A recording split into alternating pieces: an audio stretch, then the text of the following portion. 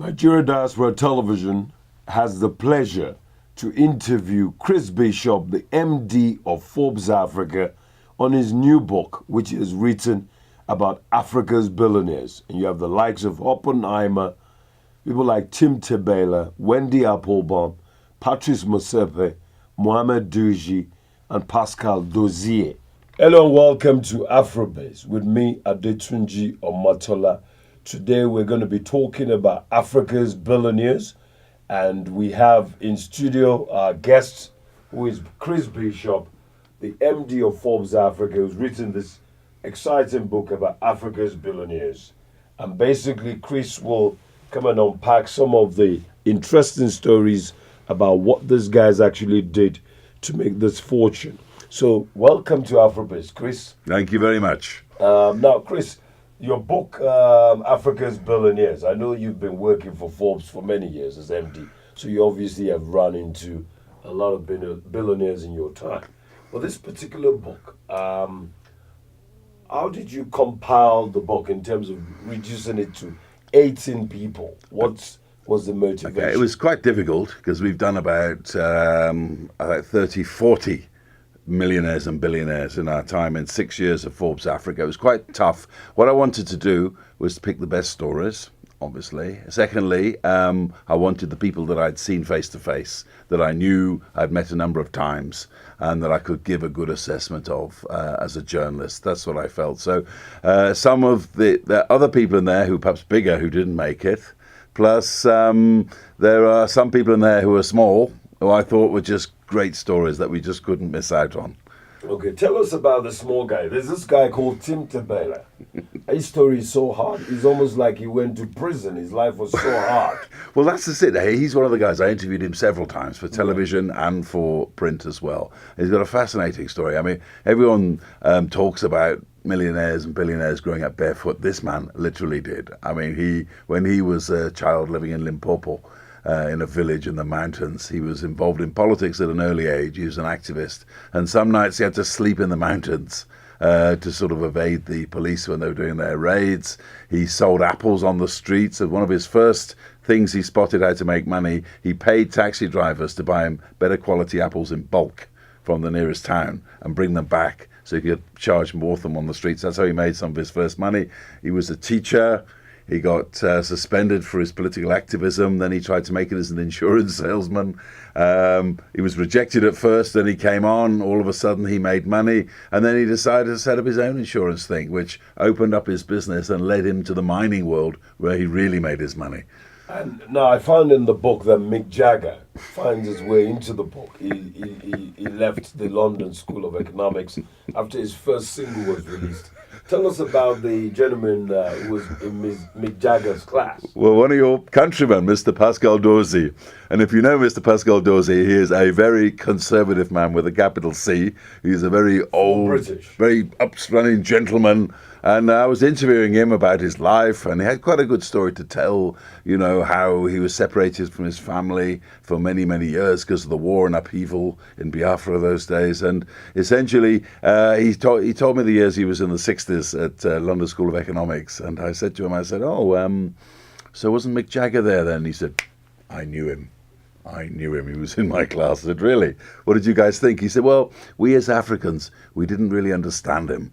And I said, why not? He said, well, where we came from, if you played music in the village, you were on the streets. You were obviously not doing anything with your life. We didn't understand why he didn't want to be a scholar or an economist like that. But yeah, I mean, the rest is history. I mean, he left when he cut his first record and probably became a little bit more famous than if he'd have stayed at the Pascal owns a bank, right? Diamond Bank. Diamond Bank, yeah. And again, his roots, he's a very connected to his roots. I mean, his son told me that when he was a kid, they didn't see that much of him. He's the MD of the bank. He's the MD of the bank now. Right. He's taken over from his father. But he said they didn't see that much of their father when they were kids. But when he came, he used to sing songs and tell them stories about their culture, Igbo culture, growing up. He said, and he's very connected to his roots. And his roots, in fact, was what got the bank going, because he saw all these traders coming from the east of the country to Lagos. A lot of them were carrying cash. They still do. Yeah, they still do.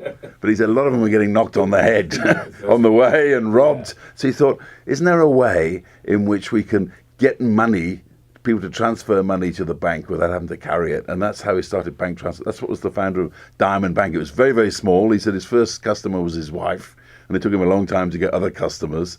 But he kept going. Tough to build a bank. Persevered, yeah, and now he's making the money off it. And tell us about, I saw that there's a one lone woman Yes. in the book, Wendy Applebaum. That's Can you right. tell us how she made it? Well, Wendy Applebaum, I mean, she's got investments. She's heavily into the wine industry now. She plays Baroque music to her grapes, saying that it improves the flavour of the wine. But she was involved in Whiphold. Yes. Which she was on directors there, which was a black Gloria Sorobe, Sorobe, Wendy Luhabe, and Magella. that's it. Right. And they started after democracy came in '94. They said, no, we want women to get a share in the new dispensation. So they set up, and she was one of the pioneers of that. And they made quite a lot of money. And then she resigned. She said, no, she felt that other women should be making money out of the venture that she pioneered. But she, I mean, obviously her father's Donald Gordon. She comes from quite a sort of moneyed background, but she's made quite a lot of money. And she's the lone woman because the other two big names that I wanted to bring in was Foloroncho Alakija. I've met her once briefly, but I've never really sat down with her face to face. As I say, I want all these to be straight from the horse's mouth stories. And secondly was Isabel dos Santos. She's been very elusive when it comes to a Forbes magazine, unfortunately. But essentially, I think there's the richest woman in Africa. well, Foloroncho is actually Isabel's the second richest. But I mean, we will get to one day. I think there's a Forbes Africa Billionaires 2 book out there. Okay. And so, what about people who would say, "But Chris, we're billionaires, and you haven't put us in this book"? Well, this was my right as a journalist to get the best stories, the most colourful people.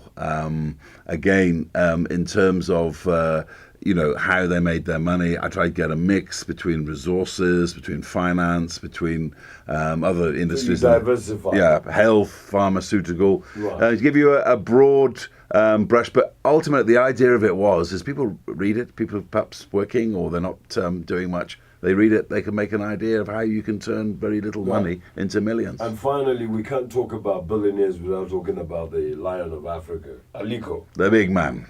Yes. His story is quite fascinating. Wealthy background. Yes, he came from a very rich family in Kano in the north. And that's what I'm saying. One thing I liked about him, when I asked him what his first venture was as an entrepreneur, he said, I used to sell sweets on the streets. And I said, oh, really? He said, well, actually, I used to give them to my servants to go and sell them to people and then bring me the money back. He says, I wasn't quite out there selling on the streets. Okay. He said, but no, interesting guy. I mean, we virtually had to ambush him at the Nigerian Stock Exchange because we've been trying to get him, and these guys, their time is very short and he's also very having precious. Problems with the Mtwara cement plant. I know. Well, he's run into problems in Tanzania. So that's in the book. There was a dispute there with the government about power costs for his cement plant there. He's got this dream of having these massive African multinational companies driven by Nigerian entrepreneurs that he sees as like the sort of stormtroopers of entrepreneurism in this continent. I think he's got a point. I mean, he's a very, very conservative, very quiet guy, but his eyes light up when he talks. I mean, he told me a story in the book that he went to Brazil to go and do some business, and he wanted a razor. So he goes out to the nearest corner shop, and it was run by a Nigerian, and he said, you see, Nigerians are everywhere. We're there, mate, we're there. We're always out there making money. Where can our listeners find your book? CNA, exclusive books. It's selling out fast at exclusive. CNA is a good one, or you can get it on iTunes, Kindle, or Amazon. Okay. Any website they can go to? Yeah. Also, you can get it through the company African Business News in Santo. Yeah, you can order it direct from there. Okay. And are all the copies signed by you already? No, only a select few, as you know. Okay. Thank you very much, Chris Bishop, and good luck with your sales of the book. And we look forward to getting another edition in the future. Thank you very much for coming to AfroBiz. Let's hope. Thank you very much indeed. Thank you very much. Cheers, Adetunji. Cheers.